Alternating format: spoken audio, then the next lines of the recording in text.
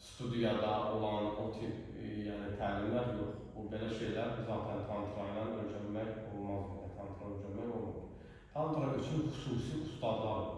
Özləri bu yolu gedib, yaxşı belə deyək, 10 ilin, 15 ilin, 20 ilin ustadıdır. Yəni artıq o təlimləri özü keçib, praktikasını öz realizasiyasında göstərib, gerçəkləşdirib, təcrübəsi çox yüksəkdir, maarifçiliyi çox yaxşıdır.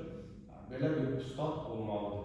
Yerdə qalan hallarda isə biz heç vaxt tantra öyrənə bilmərik. Çünki tantra çox belə çətin bir üsuldur, amma sürət qatarıdır.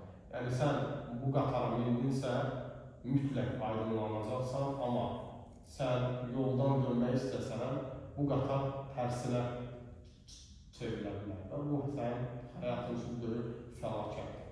Ona görə də tantra öyrənməyə başlamaqdan öncə mütləq ki, həqiqi bir nur axtarışında olmalısınız və onu tapdıqdan sonra tantraya başlaya bilərsiniz. Yerdə qalan hallarda isə bu mümkün deyil. Olmuşam.